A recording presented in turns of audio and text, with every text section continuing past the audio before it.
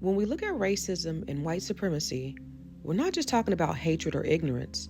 We're talking about a deep psychological sickness that has been normalized, institutionalized, and passed down like a generational curse. Because think about it. What kind of mind sees another human being, a whole creation of God, and believes they are superior because of the amount of melanin in their skin? What kind of psyche dedicates centuries to building systems, laws, religions, and economies to justify hurting, stealing from, and traumatizing an entire group of people? It's not normal thinking. That is pathology. Racism ain't rooted in strength. It's rooted in fear. Fear of equality, fear of accountability, fear of losing power, fear that if we thrive, they lose control. That fear creates delusion, and delusion creates violence.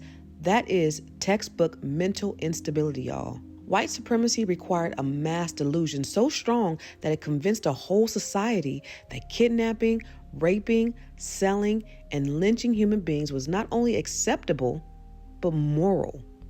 Now that requires cognitive distortion. That requires disassociation from reality. That requires a lack of empathy. All of that is symptomatic of a collective psychological illness. And here's the real truth. The harm that they inflicted on Black people for generations was a mirror of the harm already living inside of them. Because mentally, whole people don't create oppression. Confident people don't need control. Emotionally healthy people don't need domination. Only a sick mind needs to convince itself that others must suffer for it to feel superior. But let me flip this. The miracle is, even though this sickness tried to break us, we never broke. We built families and churches, businesses, culture, music, art, and innovation that shaped the entire world. That is the sign of a healed mind, a resilient mind, a divine mind.